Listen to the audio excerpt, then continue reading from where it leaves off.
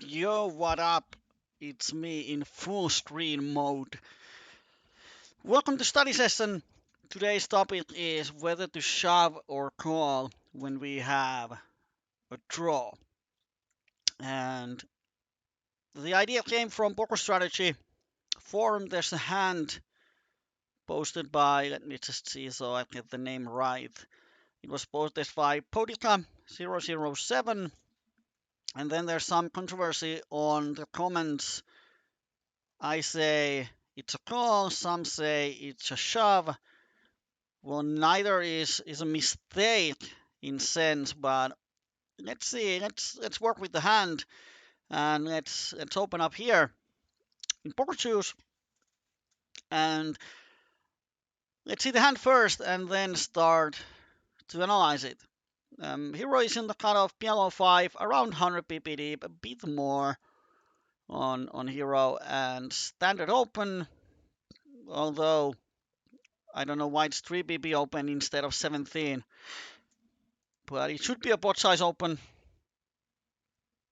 Button calls, small blind calls, big blind calls, multi-way pot, and boom, we hit a huge wrap. And now when we start to calculate outs, all of these king, queen, 9, and 8 gives us a straight, which gives us 12 outs. Then there's 4 aces and 4 sevens. And all of those are to the nuts. So we have a 20 outer wrap on the flop, which is a huge equity. We are a favorite versus a set. At least I suppose we will see it. But hero bets with one call, and then big blind check raises the flop. And now the question is, should we call or should we shove? That's the question. And in here, hero calls, button shoves, call, and we have no other option than to call. And then the turn is a check, and he checks. We check, we make the straight, opponent shoves. What do we do? 220 in the pot of 16 and a half. So to make things easy from the beginning, the key is here, what is his range? And now we have two different scenarios. One, where his range is a set, or at least two pairs. But let's say his range is set. Or the second, his range is wider. But check raise flop, when there's a bet and a call, that would indicate a set. So we could just give him pocket jacks as a range. And our equity versus pocket jacks, we can say that we are flipping. And if we disable button from the calculation, so our equity versus the set is 51.49. So we are a small favorite. If we had a backdoor flush draw, our equity would go up. So if we give ourselves just a backdoor flush draw, then our equity goes up. Only a percent, that's really small. I would expect it to be a bit more, but so be it.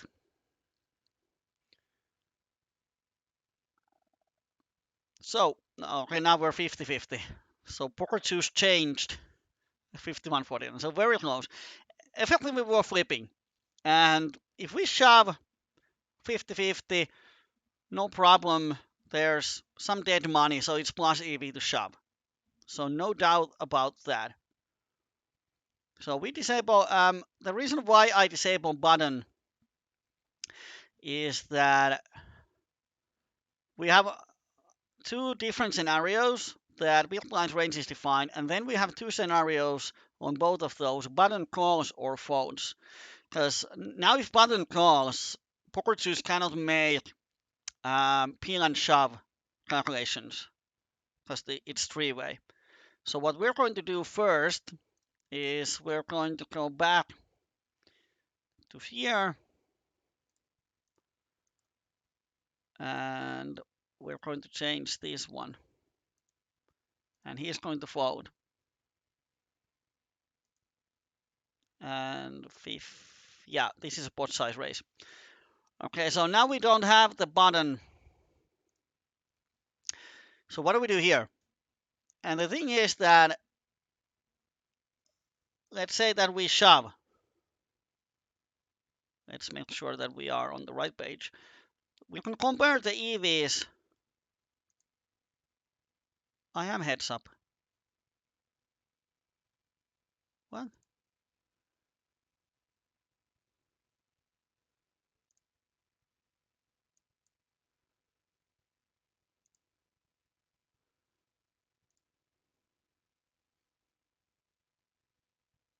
We don't have button in the hand, so now the problem is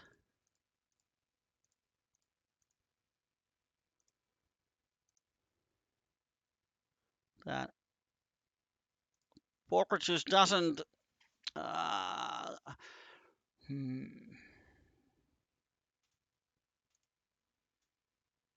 let's do a thing. So now poker juice doesn't understand that. So let's reload the hand, and can we now do the shove marginal? What in the world?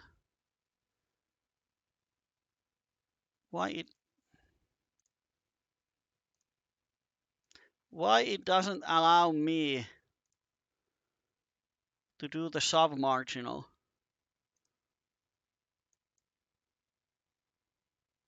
Ah, now I know. I wasn't the hero. Sorry, my bad. So we just spent 3 minutes when I'm trying to learn how to use poker juice. Okay, now we can do. Uh,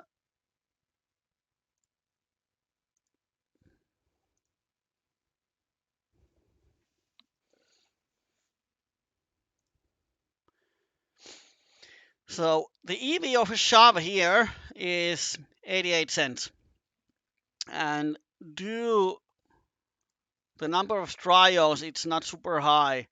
So we can do the calculations a few times and just see, does the number change a lot? So now it's 86 to 89. 89. So we can say that it's around 87, 88, somewhere around that. And then we can use peel and stack off, which means that we call and then we stack off on the turn if we have enough equity versus jacks, which pretty much means that when it's SPR less than 1, we are going to call all the non-pairing turns. And let's see if the EV of a peel is higher than 88 cents.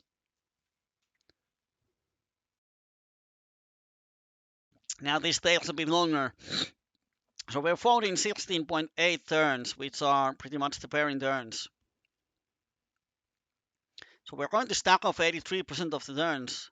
Poker just assumes that he's going to shove any turn, which we saw that is not the case. But if his range is jacks, if the board pairs, we're going to get away. So if we fold on all pairing turns and his range is only sets, we can see that our EV is 56 cents more. It's over 10 BPs, 11 BPs more if we just call the turn. And that's the reason, call the flop. And that's the reason why it should be a call, even without the button, in a heads-up situation. So now the numbers change a little due to the number of trials. But if I increase the trial, my computer is not supercomputer who can make the calculations. So now it's 126, so it drops a little. So let's do third. So now the average is around 130. But it's still at least 8 BPs more.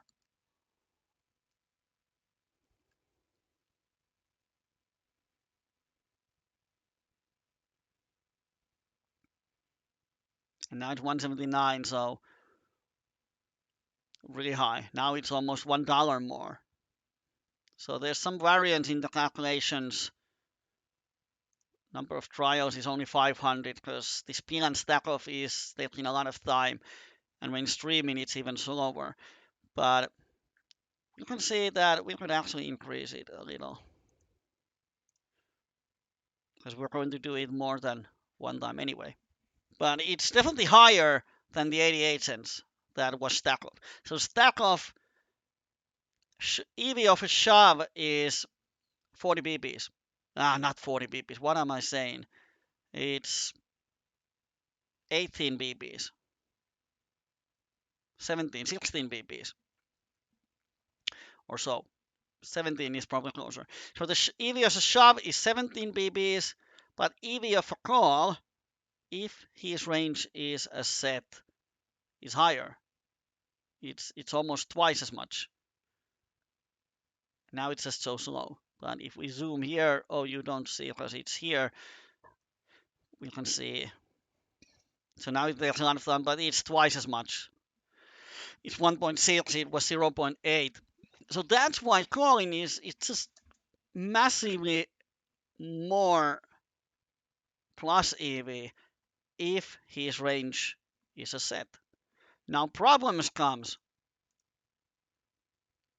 Well, now his range is not jacks. What if he raises here? 987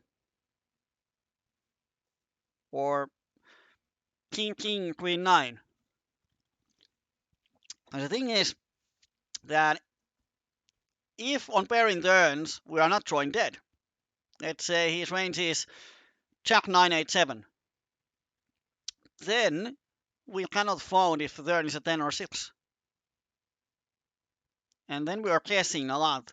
So if he's an aggressive player who can raise here more hands like blockers, the straight draws like jack 9-9, or he's a crazy player, we cannot fold any turns.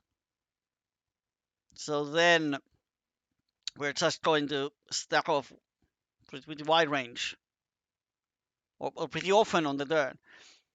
And then if we just call and fold pairing turn, then he can bluff us on the river very often.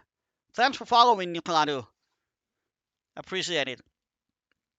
So the key is his range. And the question you need to be asking here, can I fold any turns? Can he fold any turns?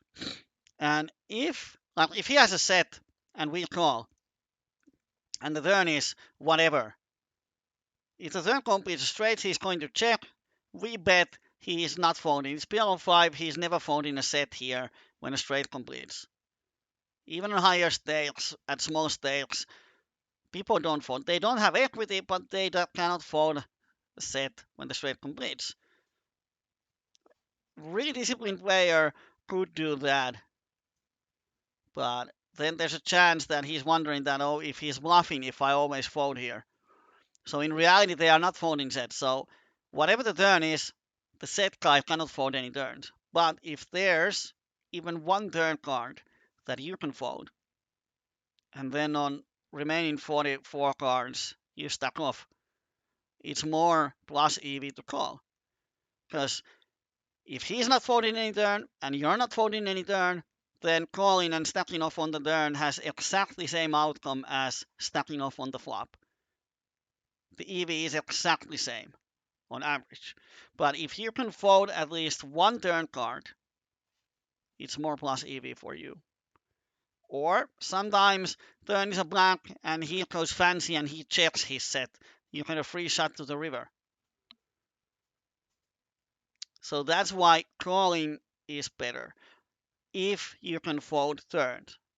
If you cannot fold any turn, then you don't achieve anything by calling. You just risk that he might get away.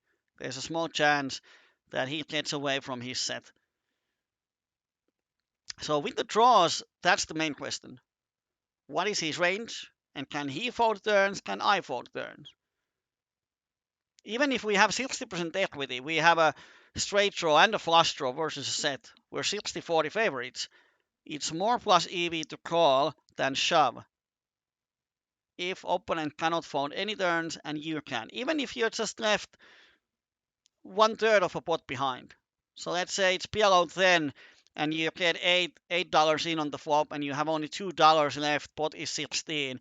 If you are sure he has a set, you can save 20 BBs by folding a pairing turn. But you have to be absolutely correct and absolutely sure that he has a set. If you have any doubts, it's better to shove and make a guaranteed plus EV move, because otherwise you might end up folding too much equity. All right. Well, then let's change.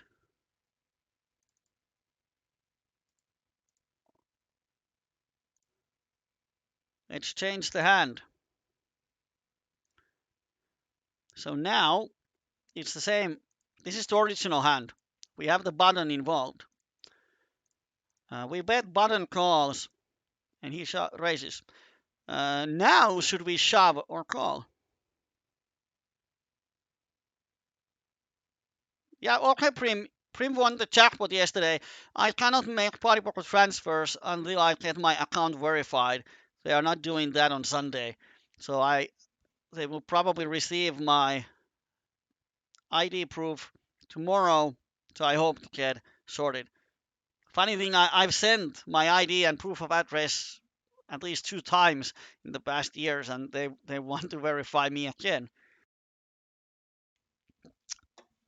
They think I'm scamming. So I will just write it down just a second.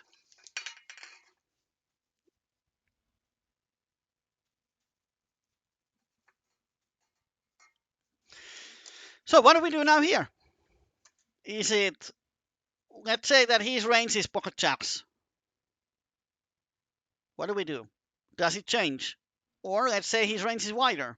We are not sure about his range, whether he has some kind of combo draw or semi bluff or set. Does it change when the button is involved?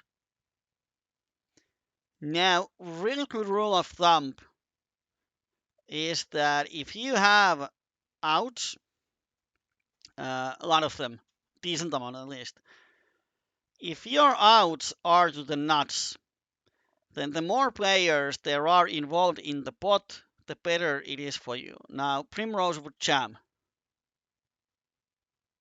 and Shadow Maniac would jam. Let me say it again.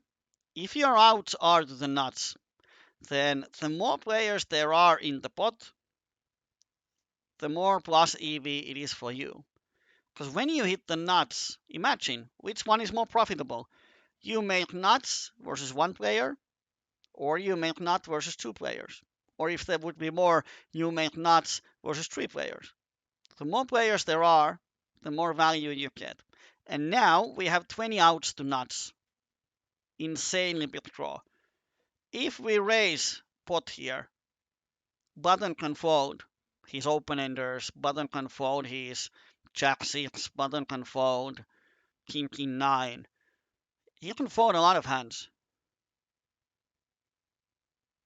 Naked 7, 8, 9s, whatever he has, 8, 9s. So if we pot raise, we are making absolutely everything we can to make button fold. And with this 20 outer nut draw, we don't want button to fold. We want him to call. And the thing is that after we call, the pot is so big that we get the money in anyway. So we don't want him to fold open enders. We don't want him to fold two pairs. And if you think that if he has open ender, he's blocking our outs, well, it's true, but he's blocking it whether he calls or not. Those cards are removed from the deck of remaining cards. So his action doesn't affect our actual outs in reality. So this is even more call when we have the third player. If we had, yeah, we call because we want to keep the button in, because he prints us money. We want him to call. Because if we win versus big blind, we're going to win versus button, because we have to hit one of our 20 outs to win.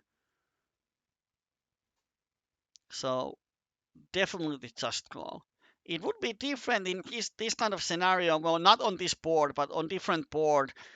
If we are re-raising as a semi-bluff and we want to push the button away from the hand, like we wouldn't have such a high draw, or we would have hand like Jack 10, then we might want to shove to make him fold a lot of equity.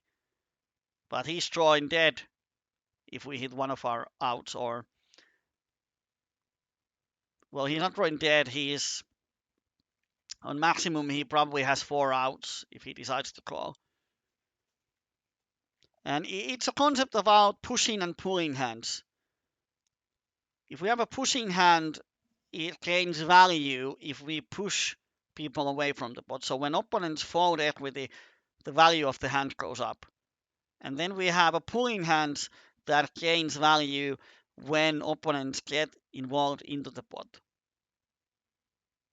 So a hand like naked set would benefit if he folds open-ender. Well, of course, if he calls, we can value, but let's say he folds a bit more equity. Or open-ender, it has almost 30% equity if we go all in. We don't really want that.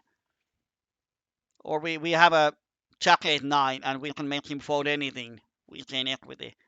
This is not a good board to pick up an example of that, but just think about which one is better, button folds or button calls. And the answer is in how many nut outs you have. Like if we have a naked nut flush draw in this kind of scenario, like someone bets, let's say big blind donks and we have a naked flush draw, we just call because we want to get people involved. Because we have 9 outs to nuts, or 8 outs often. So think about, is our hand pushing hand or pulling hand? And now big blind made a weird, probably he is committed, so he just thinks that fuck it, let's go. And then we can just call and call. Then turn goes check, check. And river he shoves. This is a scenario that if we define on the flop that he has range of sets, or at least Jack 10, Jack 6, then we have to fold. It's 287 in the pot of 14, so the total pot would be over $16. But you have to fold. He's not bluffing here. 7 is a scare card. Even if he had just a jack, I'm very sure he would check. You need to fold this hand. Don't make the call. Save the money. We don't know the results, but if we define his range on the flop to be sets, let's say he has a pocket jacks. Why wouldn't he check?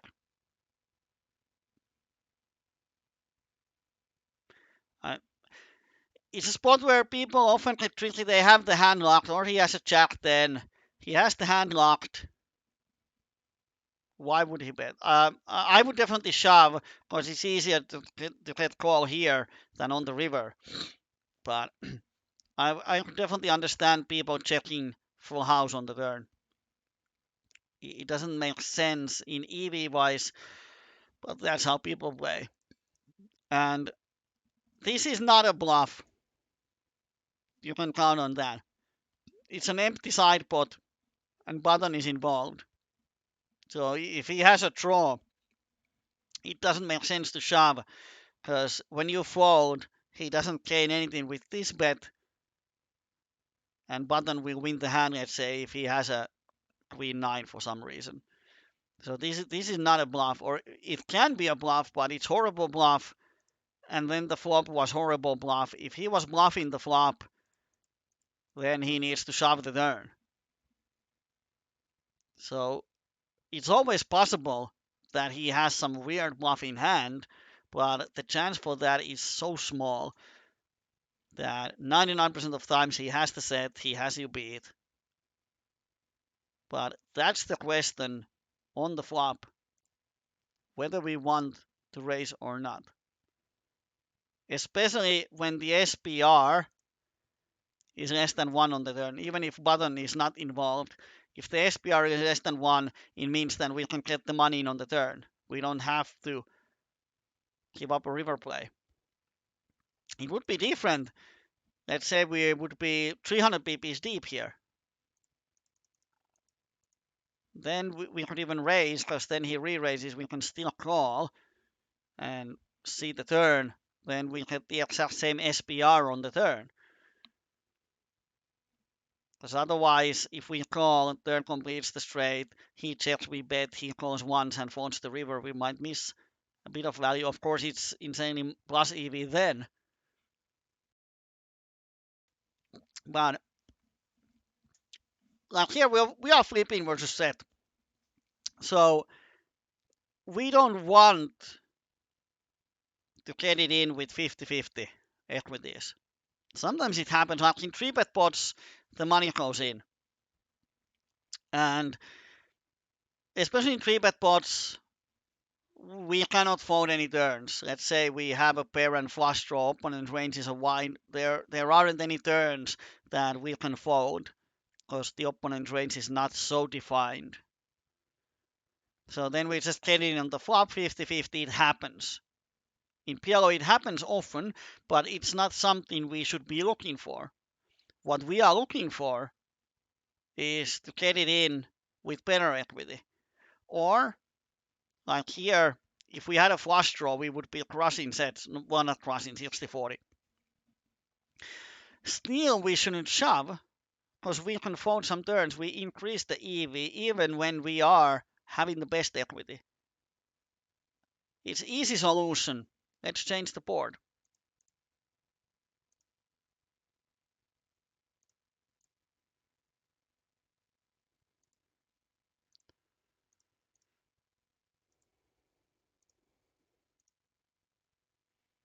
So 57-43 versus a set. So now we are favorite. The easy solution is to get it in 60-40. And it's plus EV, no doubt. But well, now button is involved, but never mind. We disabled him.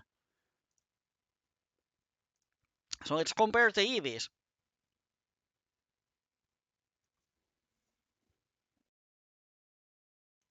You have to trust the numbers. EV as a shove, $3. Let's do it again to make sure.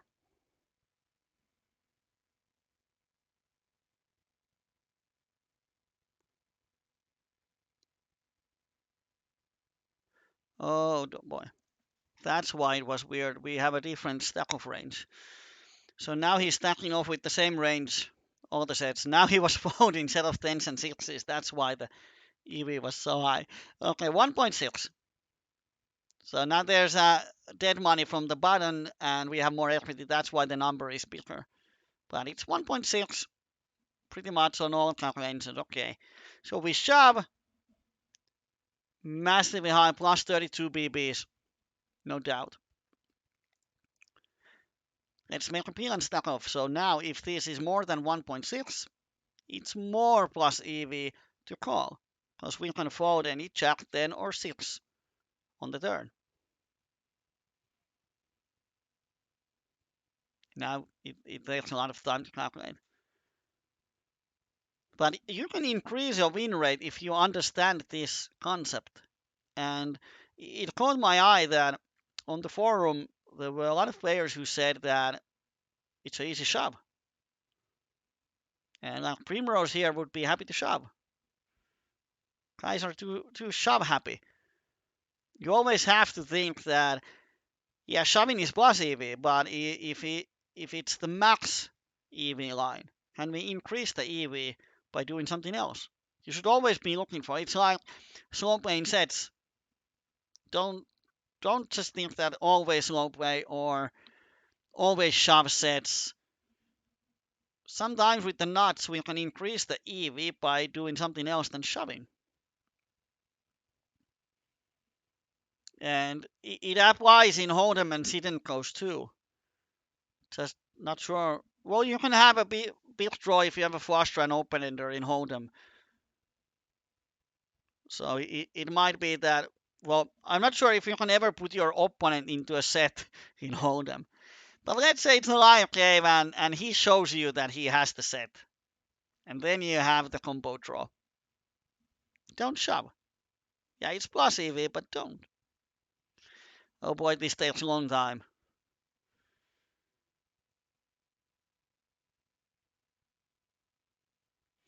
Yeah, it depends, because the question was, can opponent fold any turn? Here, the SPR is less than 1, and what I've seen, people don't really fold sets, especially on the turn. Oh boy, this is why I have, now it's 2.1, so it's bigger. Well, it's 10 BPs more. 1.6, 2.1. 50 cents, 10 BPs.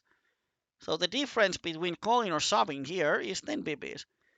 So if someone tells you that, okay, I have a line for you that guarantees 10 BP more profits in the long run, would you take it? But just remember the context that we have this concept on. Can the set man, well, the first question is, is his range sets? If the answer is no, it could be more, then I would just jump, because then if the turn is a jack, even jack of diamonds, and now he shoves, and we fold and we had the best hand, it would be horrible.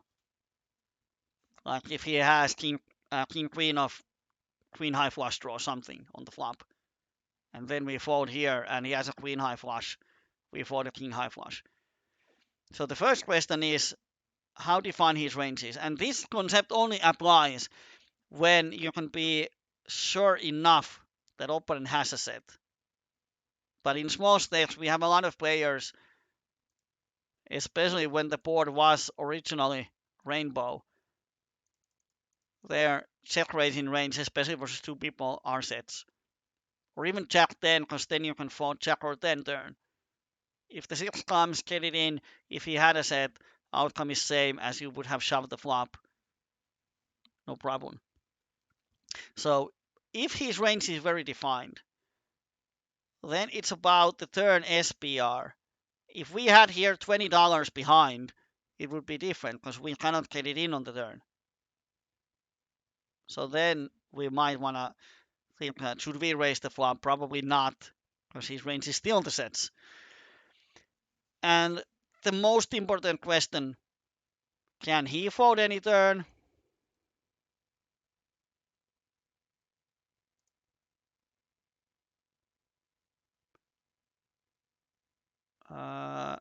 Can he fold any turns?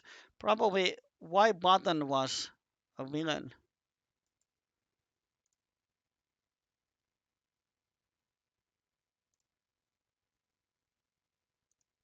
I have to check to make sure that the calculations were right.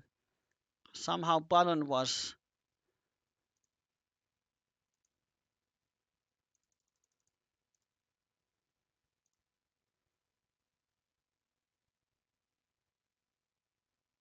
just a second, it's calculating, and now because I had a button as a villain, so it's only $1. Well,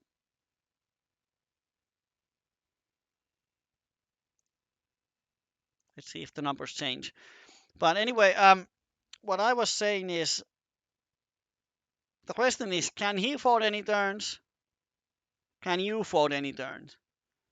And if answer is that neither one can fold any turns, then just get it in. If he can fold some turns, then you have to evaluate that, do you lose value per slow playing? Like if we have the top set, do we want to call and then he could check fold some turns, we miss value? So then it's better to raise, especially if you have the best hand. Or you are 50-50, but you have fold equity. This is not complicated, I just explain it. The concept is really simple. And PLO is like any other poker game. You can play it in a simple way. You can just say that we have a strong hand, we let it in. In Hold'em, we have top pair, we let it in. We have two pairs, we let it in. We have nuts on the flop, we let it in. We have whatever, we let it in. If you have a strong hand, you let it in, and it's plus EV. That's the easy way. You can play PLO that way, you can play Hold'em that way, you can play Sit and Coast that way, you can play tournaments that way, you can play, I don't even know what you can play, but you can play anything that way. You can play chess that way. Eat a piece, move on. But if you want to make the maximum amount of money, then you have to think that could I increase my EV by doing something else? And that's when we start to be deceptive. Or we understand math, like here. We understand that shoving makes $1. Oh, now I changed the, okay, never mind. I changed the port rainbow, so never mind this calculation. But we saw that shoving is massively plus EV, calling is even more plus EV. So then you just think that if I do something else, does it increase my EV or decrease it? And that's when you compare lines and you start to see that, okay, instead of taking the easy route, I could increase my EV. Yeah, you have to think a bit more. It creates more uncertainty. Like here, when we just call and he shoves, can we be sure that he has a set? Well, if we can, we are never 100% sure. In poker, you have to live with uncertainty. Sometimes the opponent shows ace king 5-7 rainbow, and he's just having a brain fart. But if 99% of times he has the set, it's often enough. So then we have to make disciplined folds and trust our estimations. But PLO is not complicated. You can still play it in an easy way and say that you have 20 outs, get it in. Not a problem. It's plus EV.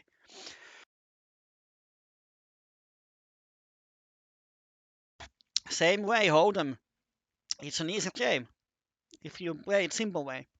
But then when you start to get up in your strategy, you start to learn different lines, you start to learn about being balanced, and so on and so on. It becomes more complicated, but then you should be learning more. So yeah, for now, who said it's complicated? Moonlight Master. PLO is too complicated. Well, if you put effort in learning poker, whether it's Hold'em or PLO, and then next year, 2020, on November, we are talking about the same situation, you might think that that's standard. It's no brainer. Why would anyone shove? It becomes so easy for you. Because then you know more. It might seem complicated now, but in reality, it isn't. You just need to understand. Same way, some standard three betting with polarized range on Hold'em. If you're a beginner who's just learning the rules, that seems pretty complicated stuff. Or calculating pot odds. How much we need. Let's say opponent shoves here and button is folding. Button folds, he shoves to $2. We need to call 150 more. How much we need equity? There's a lot of players in the world who thinks that really high level shit and it's really complicated to calculate that. And then we have some people who just look and say that around 30%. That's easy. So the concept of something being complicated or not depends on your skills and understanding, and it constantly changes. So don't think that something is complicated. I'm giving up. Study it, and it's not complicated anymore. And Primrose is asking, if we call this situation with the draw, what else do we balance this? Do we need to balance? That's the first question. Because balance is interesting topic. We could spend the next 45 minutes discussing about balance, and that's probably, well, let's first talk about balance and then we talk about solver strategy. Remind me if I forget it, because that's something that was said on the thread that solver likes to raise here. And I agree. If I was a solver, I would raise it too. But first about balance. Why do we balance? Because we don't want to give opponent an easy road to exploit us if we are unbalanced. So if we want to balance, we assume that opponent is capable of identifying our strategy being unbalanced and he is capable of exploiting that. And we let that to happen. So if all of those are true, then we need to start thinking about balancing. Well, it's PLO 5, so my advice is that fuck balance. There are some spots that are easy to find for decent opponents, but this is a situation that if you always call with the draw, no one is going to exploit you. How can he exploit? It's SPR less than 1. There's no way he can exploit you because he doesn't know what you have. And sometimes you have a jack, king, queen with 2 backdoor flush draws and you slow play it, let him shove the turn. But you don't have to balance in this situation. In PLO 5, you pretty much don't need to balance that much your ranges. We have sizings based on the board, but the ranges you play, there's no reason to balance on PLO 5. So the question is, how do we balance our calling range? With really low SPR ranges, we don't. If we were 200 pp's deep, when we have 20 outer, it's considered as strong as a set. So you can just call. Sometimes we have a hand like king, king, queen 9, or king, king, queen, jack type of hands that we call. We might even have a jack, but we don't really need to balance.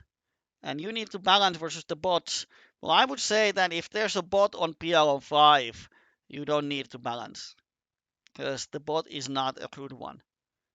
I've never heard anyone making a really good bot and then play PLO 5 because the cost to make a really good GTO based bot is a lot of dollars. And I mean a lot because it, as far as I know, the groups that make those bots are 10 to 20 people. And everyone has their own thing they do on the bot. Some code on the deception and stealth mode, and some code the strategy, some make the strategy, and so on. So to make that kind of bot and to make it run, it requires a lot of money. So they are not wasting it on PLO 5. I know that there have been GTO based bots on PLO 25, but that was one guy, he was testing the GTO strategy on the small stage. It's a very gray area of moral and ethics. But other than that, I haven't seen a good GTO bots on PLO 25. Probably PLO 50 is one of the lower stages where it makes enough money to cover the costs. But I don't think you need to be balanced versus the bots because the bots are not adjusting to your frequencies. So in a way, you can't really exploit a GTO bot, but no, it's impossible to have a perfect GTO strategy in PLO. So it's just as close as it can get. So whatever the bot is, he has leaks or it has leaks. But I would say that if you play small stakes, you don't have to worry about bots that much, at least good ones. But then few words about solver strategy. Because the thing is, if this big blind raises here, and hero would be the solver, then the solver thinks that this raise or the big blind plays also solver strategy. And when solver raises here, it does have balance range, which means that he will have bluffs in his range. So solver thinks that big blind's range is definitely wider than sets. So he cannot fold any turns. And versus that range, he actually has 60 or 65% equity, or even more. So it's an easy shove, because then the big blind's range is wider. If we use macro solver and we node lock for, I don't know if you can do it, but probably this situation, and you give him a range of 6x plus or taps, then solver wouldn't shove. It's not stupid. It would calculate all the possible outcomes, and it would see that calling is more EV than shoving. So solver, if solver knows that his range is set, solver wouldn't shove. But solver thinks his range is balanced, which means that it has certain amount of bluffs in it. That's when it becomes a shove, because now it comes to the same questions that we ask. Can he fold any turns? Can we fold any turns? And that's why solver would shove. And that's the problem if you work with solver ranges and solver strategies, is that you just see that, oh, okay, solver shoves a wrap. Let's do that. I'm always shoving a wrap without understanding why solver plays it that way, and then implement that to your strategy and your environment. Solver strategy or playing with solver is really good. As long as you understand why solver does something, then you understand the thinking process that solver has, why it raises blockers, or why it wants to bluff blockers instead of non-blocker hands, and then use that information in your strategy as you see fit. But if you just look at how solver plays and make shortcuts that, okay, solver shoves draws, I'm going to shove my draws, you're not maximizing your profits. And that's the important thing that often people miss when they use the solver solution as a base of their strategy or thinking process. And did I miss something? Yes, most of players are not capable to bluff it. Well, it's a board that you can't bluff raise. I mean, what would be the hand that you raise here as a total air? The situations where we bluff raise are, let's say the board was like here and we have pocket nines and we are deeper, so we can barrel, turn, and river. That's when you could raise, because you have huge fold equity on the flop and you are blocking the nines, and you can barrel all the blank turns and rivers. It's a different situation. But when the board is this, you cannot block everything that opponents could have. So here, when he raises, he shouldn't have any bluffs. He might have semi-bluffs like a hand that hero has. Let's say, let's change.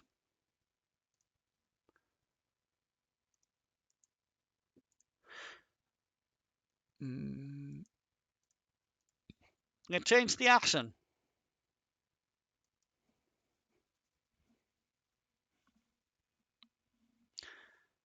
What if big blind donks here for 2/3? Now we could raise.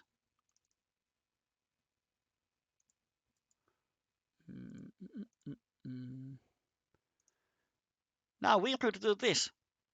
And oh, button, you're going to fold. So this is totally fine. Now we are raising as a semi-bluff, but we are never raise folding. If he shoves, we get it in and we flip. But the thing here is It depends on his range. And that's why I always say that if you want to get anywhere in poker, whether it's PLO, Hold'em, sit and goes, tournaments, everything you do in post flop should be based on your opponent's range. And that's why learning to define the range is so damn important. Like here, what do we do?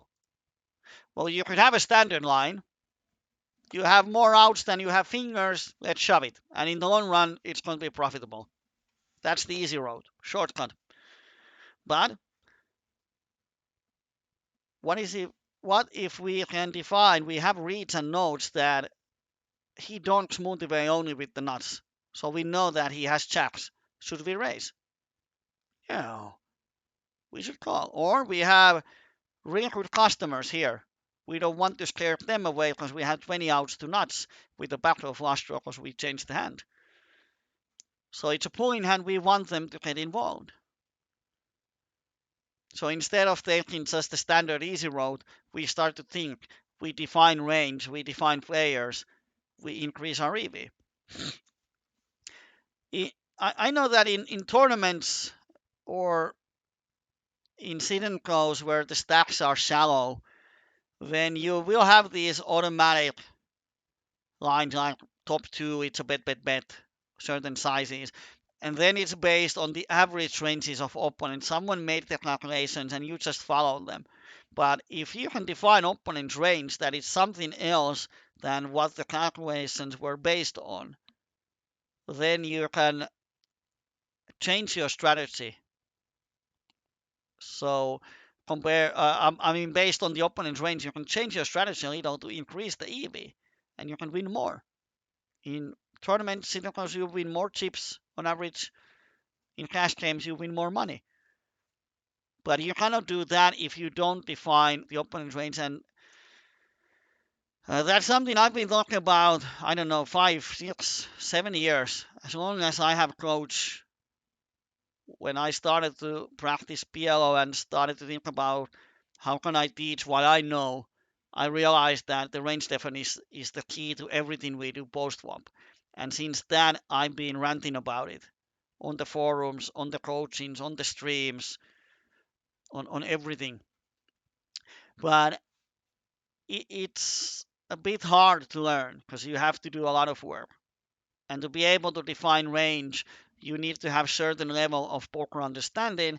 And then to use that information, you need to have even more understanding about range versus hand or range versus range thinking. And learn to understand the uncertainty that we cannot put him on one hand, we put him on range and how to play versus that. So it takes a bit. But without that, you are just playing with the shortcuts. And that's what people are always trying to ask. How do I play two pairs on PLO? And then when I give them the 10 different situations you can have on two pairs or 10 different two pairs you can have, then they say that, oh, damn, that's complicated. Can't you just give me answer how to play two pairs? Because they want that I tell them that always raise half a pot. Then they would have a shortcut that they can use and they don't need to learn to define range and make strategy. I remember earlier when I was younger, I asked on the Finnish forum, how do you play trips in PLO? And then someone answered that it depends. Under trips, over trips, is the board connected? Is there a flush draw? What are your side cards? And I was like, screw you. Don't give me those questions. I asked how to play trips. Can you just answer me? How do you play trips in PLO? And I remember I kind of bit angry that why can't the guy, he knows how to play PLO, why can't he answer me? Stupid idiot. And now I'm the stupid idiot. Someone asked me, I always say that, yeah, it depends. What is his range? The first question often, like people ask, what do we do here? The first question is, what is his range? Well, I don't know. Well, there you go. I can't tell you what to do if you don't know his range, but I can tell you what you could do versus average opponent. But it's not the maximum EV line. So if you want to make money in PLO, you better learn how to define a range. Yeah, yeah. With two pairs, we have top two, we have top and bottom, and we have bottom two pairs. And then we have around 10 different port types: high, high, low, high, high, high, high, low, low, low, low, low, with the flush draw, without the flush draw, paired ports, monotone ports, and all the combinations of those. And then with the two pairs, the most deciding factor is the other two cards. Do you have a try two pairs? Do you have a two pairs with the draw? Do you have a two pairs with the backdoor? Do you have two pairs with the blockers? And suddenly we might end up 30 or 40 different two pair scenario. And someone wants to know how to play two pairs. All right. Let's start by defining the situation, and then we need to define his range and think, how should we proceed? And Primrose is asking, what about unknowns? Do we give them credit? Well, that's another concept that it's the same for all poker variants. Whether it's Hold'em, Sit and Pro Tournament, your strategy should be based on the average opponent's sort of player pool tendencies. So then, when you treat every unknown as an average opponent, then it's going to be right as often as possible. It's not going to be right all the time, but it's more often right than if you just randomize your actions. And then on what is the average opponent depends on the environment you're playing. PLO2 average opponent is different from PLO25. Zoom opponent is different from normal tables. If you play home games, your opponent is probably different from PokerStars. If you play on Indian sites, average player is way different than on PLO Zoom on PokerStars, and so on. So it depends, and the more you play on the stakes, the more you have a good estimation of what does the average opponent do here. You can use tracker and make a player pool tendencies profile. That's something that should be done if you have enough hands. That's why some people buy million hands from PokerStars PL25 from the Russian data mining sites, and then they run a player pool tendencies, and they will have the average PL25 player. Then they define their strategy versus that, and that's the standard strategy. I've been telling this at least thousand, well, at least 100 times. Okay, our standard strategy should be how do we play certain spot versus unknowns. That's the starting point. And on some players, they use the solver strategy as a starting point because it's guaranteed non-exploitable strategy. If the player pool is really good, like you play PLO 500, then average opponent is really good rep, you can use the solver strategy as a starting point. And then when you have information that you can use to deviate from the standard strategy, that's when we do something else than what the standard line should be. And that's where the range definition comes. All the information we have in the opponent, if we can define his range to different than what average player would have, then we can deviate from our standard strategy and do something else. But don't deviate from your standard lines unless you have a reason to. That's why when people say that, yeah, normally I would raise, but I decided to mix my game. That's the most bullshit reason of ever. It's just an excuse because they know that they might have done a bad play. But if they say, normally I would raise, but opponent is a good rail, I need to protect my calling range and I want to be deceptive because he's barreling very often when shown weakness, I decide to slow play to trap him.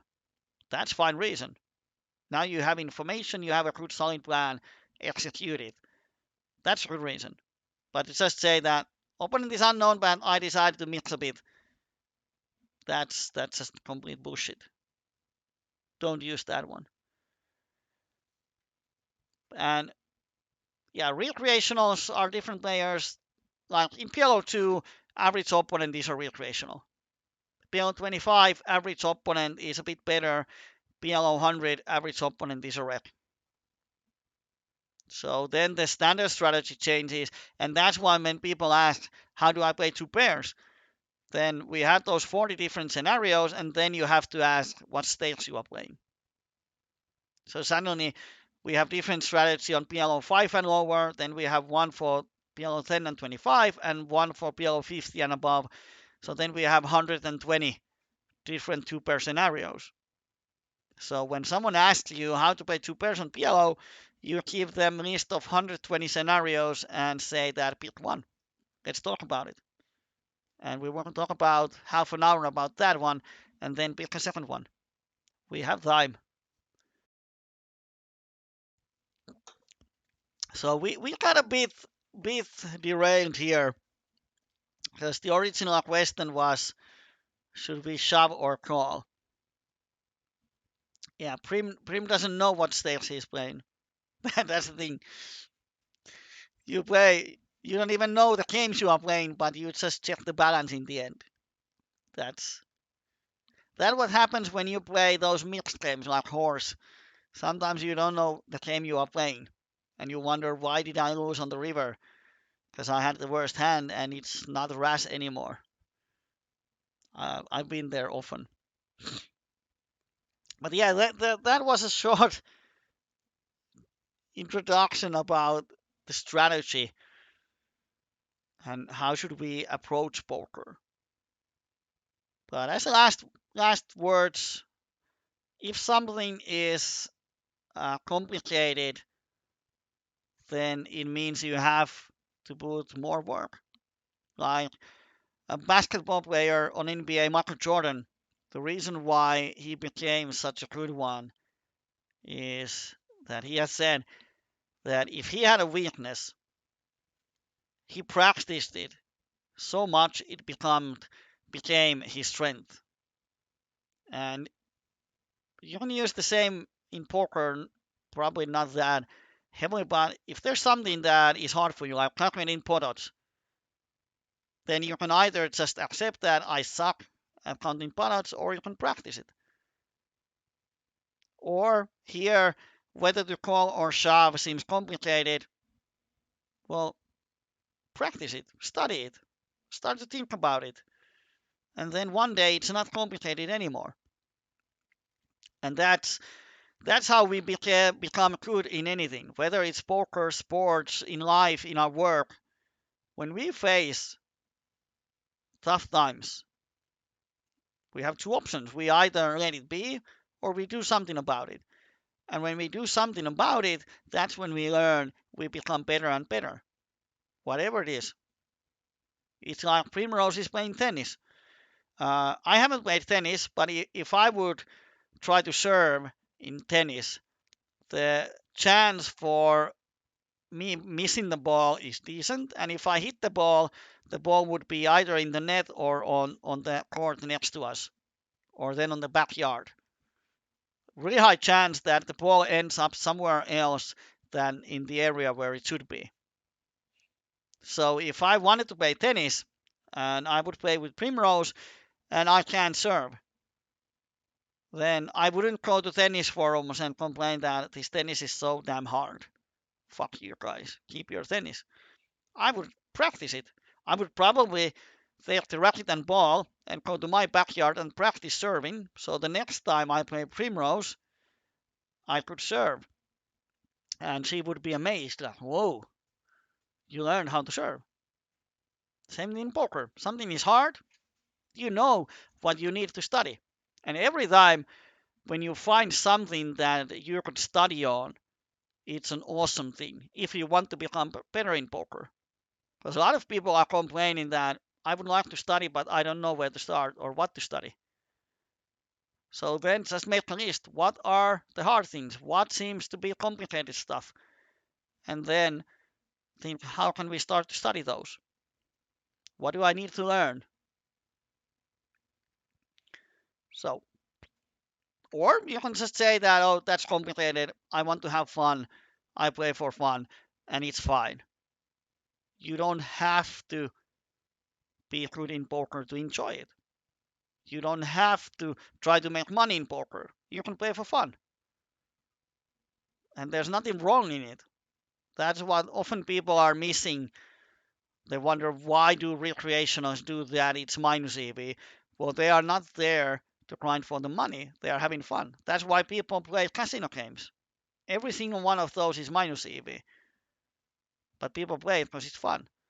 Um, if you pay $10 to go to a movie, it's minus EV, but it's fun. You pay $10 to have a good time. Some people are willing to pay money to have a good time in poker, and you can do it too. Or you can learn the poker, approach it as a logical game, and it's fun to solve those puzzles. But you can do a lot of things, and none of those are wrong or right.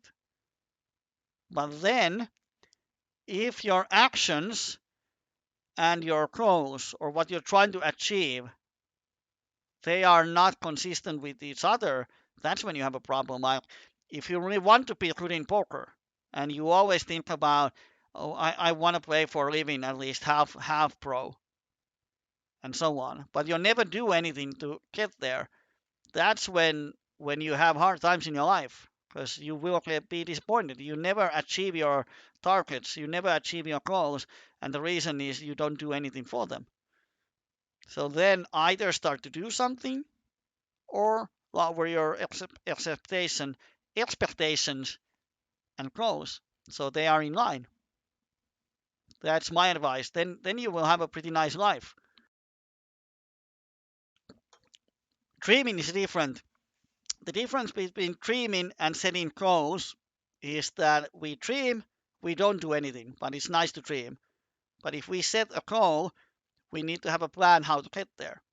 It's like, I often dream, what would I do if I win in lottery?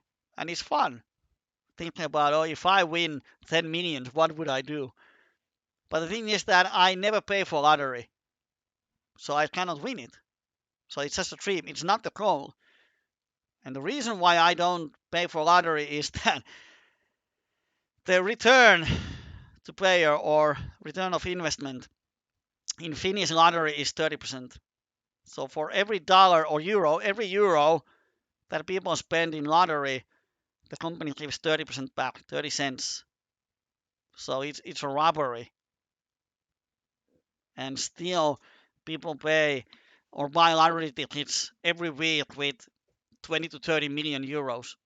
So every week the lottery company makes profit of 20 million or 30 million actually. It's insane. Like they make a billion a year from lottery. It's insane. Yeah, but we came a long way from playing the rap. So I hope you remember what was it about. And one thing that came to my mind when people say that it's complicated, whether we let's put the, oh, that's wrong hand, that's not here. The original hand.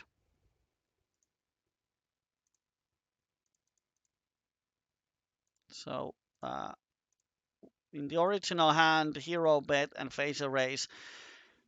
Whether we call here or not, in my mind, it's quite simple when you understand the concept. It's not complicated. It's really simple when you know to ask the right questions. Can we? Can he fold any turn? Can we fold any turn? And then two yes or no answers. If one of them is yes, then the other one is no. We know what to do. Lotto return is 40%. It was 30% at some point when I checked. It was 32 or something. Well, okay, 40%. I still think that it should be illegal to host a raffle where the return to player is only 40%. I mean, imagine a slot machine where you return 40% to players. It's still so sick. But in my mind, this is really simple when you know how to ask the right questions. So if you have a good basic strategy, then poker becomes quite easy because you know how to play certain spots. You don't have to know how to play every single spot to be profitable. If you know the common spots, like 80% of the situations you know how to play versus unknowns, then poker becomes quite easy. You just execute the strategy.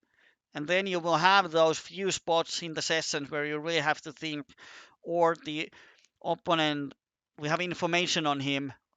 That's when we start to think, okay, how can I deviate to exploit his tendencies? And poker becomes quite easy. But if you don't have the basic strategy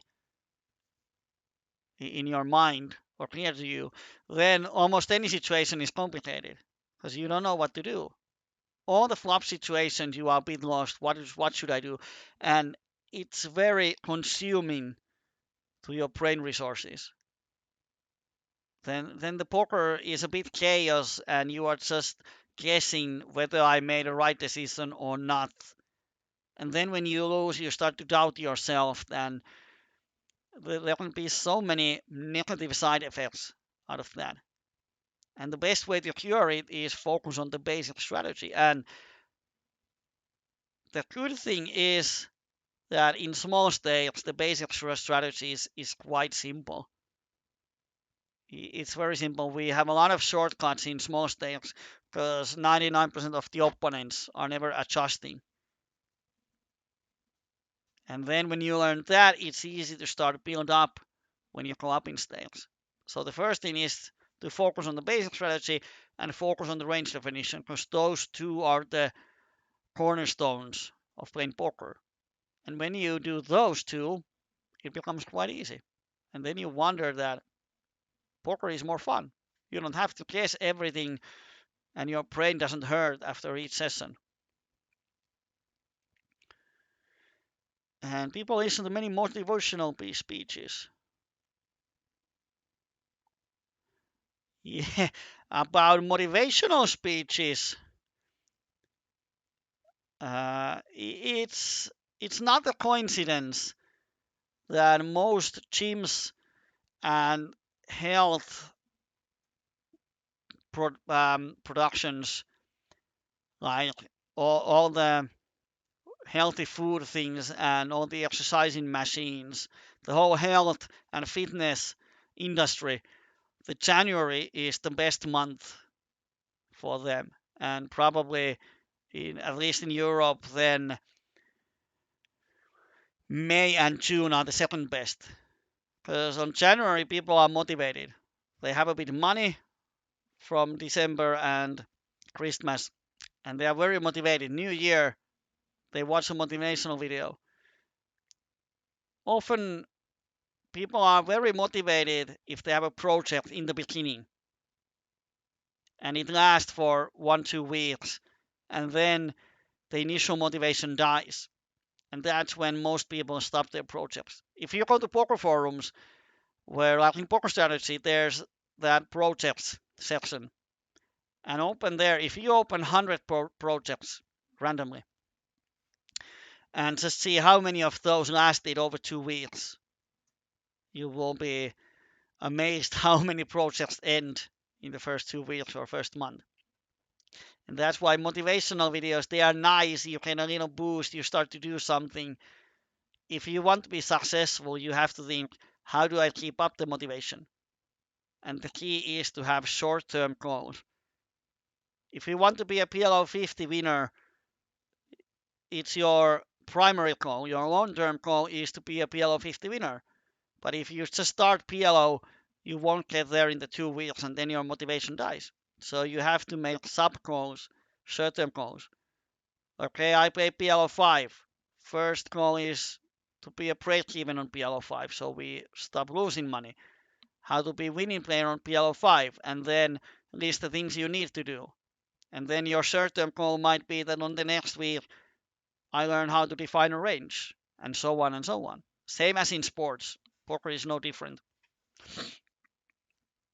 Okay, but it's over 1 hour.